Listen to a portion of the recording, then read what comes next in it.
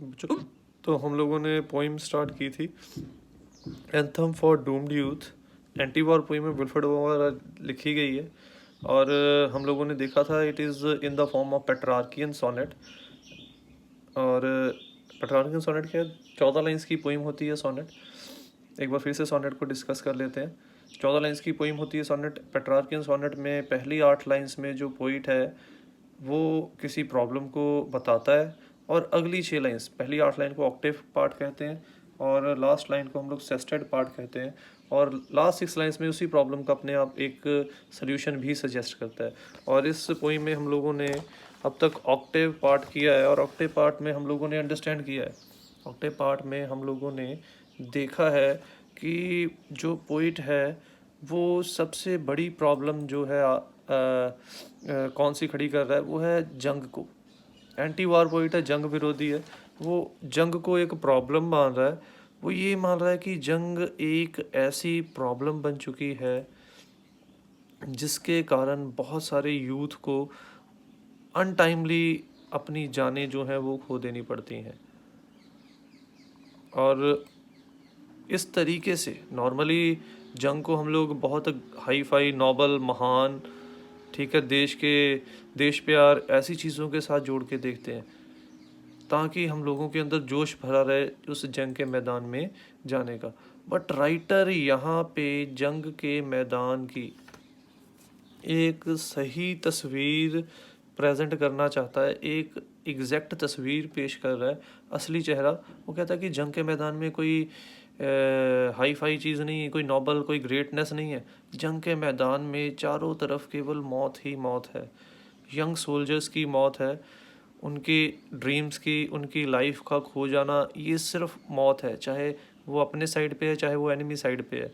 तो इसीलिए पोइट जो है जंग को एक बड़ी प्रॉब्लम मानता है, और वो कहता है कि सिपाहियों या सोल्जर्स के मर जाने के बाद जो हम लोग उनके श्रद्धांजलि के लिए अंतिम संस्कार के ऊपर बड़ी बड़ी रिचुअल्स, सेरेमनीज करते हैं, जैसे कि बंदूकों से सलामी देना, राष्ट्रीय ध्वज में उनकी डेड बॉडी को लपेटना, फिर और ऐसी बहुत सारी जो सेरेमनीज़ हैं हम लोग उनके लास्ट राइट परफॉर्म करते वक्त करते हैं। क्रिश्चियनिटी में जैसे चर्च में बेल बजती हैं, प्रेयर्स की जाती हैं उनके लिए। वो कहता है क्या फ़ायदा इन चीज़ों का उनके लिए, जो लोग मर गए उनके लिए इन चीज़ों का कोई फ़ायदा नहीं है, उनको तो पता भी नहीं उनके लिए ये सब हो रहा है।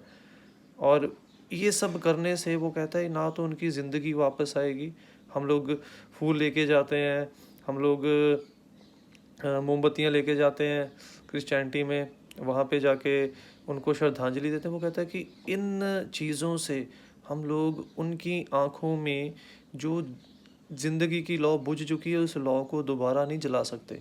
या फिर जो अभी भी सोल्जर्स फ्रंटियर पे या फिर बॉर्डर पे या फिर जंग के मैदान में हैं, जिनके आँखों में अभी भी ज़िंदगी की लौ धीरे धीरे करके बुझ रही है, हम लोग ऐसे रिचुअल से उनके अंदर भी ज़िंदगी की लौ को जीवित नहीं कर सकते।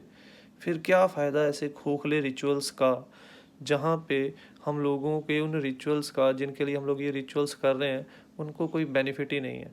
वो कहता है कि ये रिचुअल्स होते ये ऐसे हालात पैदा ही क्यों कर रहे हैं हम लोग, प्रॉब्लम वो कहता है कि ये हालात दो कारणों के कारण, एक सरकारों के कारण और एक धार्मिक मतभेदों के कारण ये हालात इकट्ठे होते हैं। क्योंकि सोल्जर्स वहाँ पे अपने देश और अपनी वैल्यूज़, और वैल्यूज़ ज़्यादातर हमारी धार्मिक वैल्यूज़ को ही प्रोटेक्ट करते हैं। क्या फ़ायदा फिर ऐसी धार्मिक वैल्यूज़ का कि हम लोग, जिन लोगों के लिए हम लोग इतना कुछ कर रहे हैं, उन लोगों को उन चीज़ों से कोई फ़र्क ही नहीं पड़ता। वो लोग तो जा चुके हैं इस दुनिया को छोड़ के।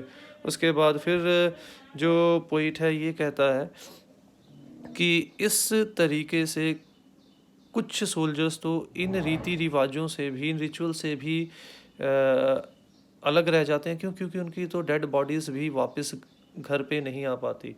तो इस प्रकार से उसने जंग को एक बहुत ही बड़ी प्रॉब्लम के रूप में हमारे सामने पेश किया है, और एक जंग का एक बहुत ही दर्दनाक जो है चेहरा हम लोगों के सामने उसने पेश किया है।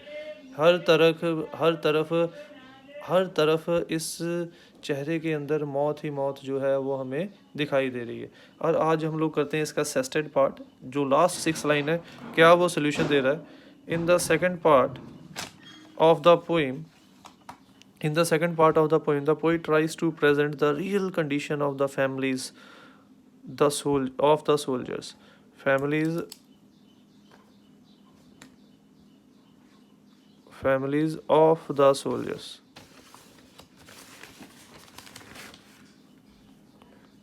Families ऑफ कर लीजिएगा यहाँ पे, फैमिलीज ऑफ द सोल्जर्स। यहाँ पे अभी तक तो हम लोगों ने केवल सोल्जर्स की बात की थी, ठीक है, कि सोल्जर्स की लाइफ चली गई, ये हो गया वो हो गया।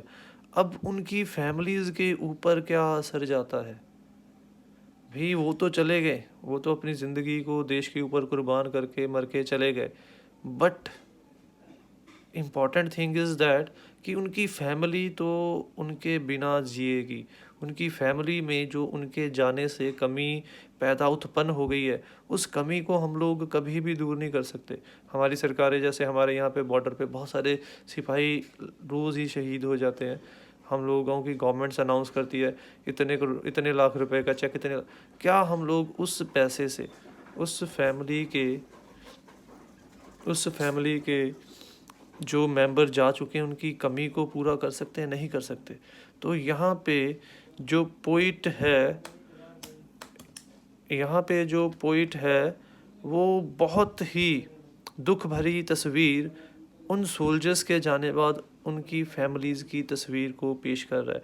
The poet tells that instead of lighting candles and wrapping of flags on the coffin of the soldiers, the more fitting tribute can be seen on the faces of their family members, especially girls who may be sister, mother or wife of these soldiers. वो कह रहा है कि जो हम लोग खोखले ये श्रद्धांजलि के ढोंग रचाते हैं, हमारे जो नेता हैं, जैसे राष्ट्रीय ध्वज में लपेट के लेके आना, उनके कॉफिन को, ताबूत को, क्रिश्चियनिटी में हम लोग बात कर रहे हैं अभी क्योंकि ये फॉरेन की पोइम लिखी गई है, तो या फिर वो चर्च में जो प्रेयर्स गाना, कॉर्स गाना, या फिर मोमबत्तियाँ जगाना, वो कह रहा कि इन दिखावे के श्रद्धांजलियों से ज़्यादा अच्छा ट्रिब्यूट हमें उन सिपाहियों के घर वालों के चेहरों पे देख सकते हैं, क्योंकि ये लोग जो कर रहे हैं इनका उन लोगों से कोई लिंक नहीं है, इनके चेहरे के ऊपर कोई शिकन नहीं होगा, ये लोग आज याद करेंगे कल उन लोगों को भूल जाएंगे। बट जिन फैमिलीज़ में से वो लोग जा रहे हैं, उन फैमिलीज़ के ऊपर जो दुख टूट रहा है, वो दुख शायद कभी भी कम नहीं हो सकता। इसीलिए जो पोइट कहता है कि जो सही ट्रिब्यूट होगा वो हम लोगों को इन लोगों के घर वालों के चेहरों के ऊपर दिख सकता है, स्पेशली लेडीज़ के ऊपर, जो उनकी बहनें हो सकती हैं, माएँ हो सकती हैं, या फिर उनकी वाइफ हो सकती हैं, जिन सोल्जर्स ने जंग के मैदान में अपनी जानों को खोया है।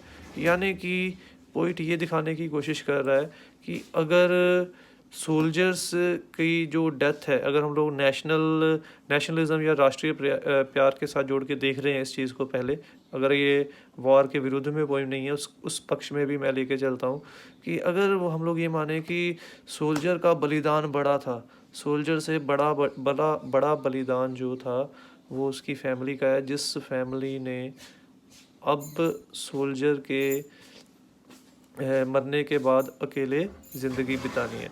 इसीलिए जो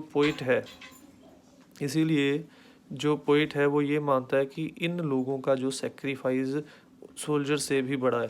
और यहाँ पे ही वो एक इशू खड़ा कर देता है कि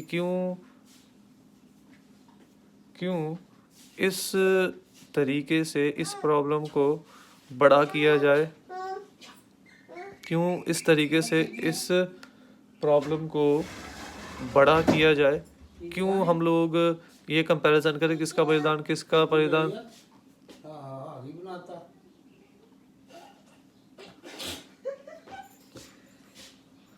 क्यों ऐसा लगे कि किसका बलिदान छोटा किसका बलिदान बड़ा है। इसीलिए पोइट ये सजेस्ट करता है कि क्यों ना इस प्रॉब्लम को ही ख़त्म कर दिया जाए।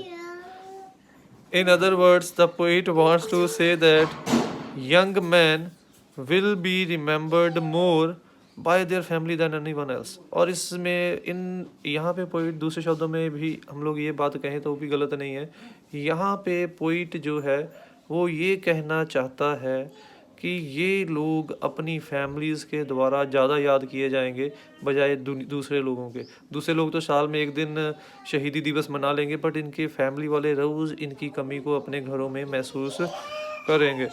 सो in a way we can say that in this part the writer wants to tell that the real tribute to such soldiers would be to find solution, that is how to maintain peace and harmony so that war could be avoided and in a way no other young man would get killed like them।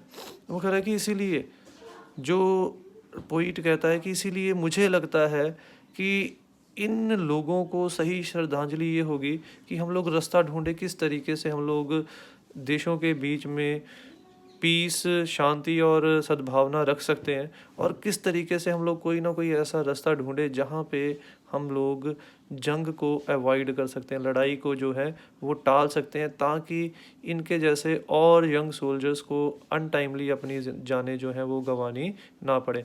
यानी कि असली श्रद्धांजलि जो दिखावा किया जाता है वो नहीं होनी चाहिए। असली श्रद्धांजलि ये होनी चाहिए कि ऐसे हालात दोबारा उत्पन्न ना हो कि इनको दोबारा से अपनी लाइफ को सेक्रीफाइस, इनके जैसे और लोगों को अपनी लाइफ को सेक्रीफाइस करने पड़े। So we can say that the real tribute to the soldiers who die in the war is to try not to let the war happen again. इसीलिए सिंपल शब्दों में हम लोग इस बात को ले लें तो हम लोगों को कोशिश, सरकारों को, हम लोगों को ये कोशिश करनी चाहिए ऐसे हालात बनाएं, या इन लोगों को वो असली श्रद्धांजलि होगी कि दोबारा कभी भी जंग की ज़रूरत ना पड़े, और दोबारा जैसे इन्होंने अपनी जानें खोई हैं किसी और को अपनी जानें जो हैं वो खोनी ना पड़े। तो ये थी हमारी poem anthem for the doomed youth. तो जैसे हम लोगों ने स्टार्टिंग में डिस्कस किया था कि फर्स्ट 8 पार्ट्स में, ऑक्टेव पार्ट में उसने प्रॉब्लम को खड़ा किया कि वार एक बहुत बड़ी प्रॉब्लम है, उसके कारण बहुत सारे लोग जो है अनटाइमली डेथ का शिकार हो जाते हैं, उनकी फैमिलीज़ जो हैं उनको बहुत दुख होता है। फिर हम लोगों ने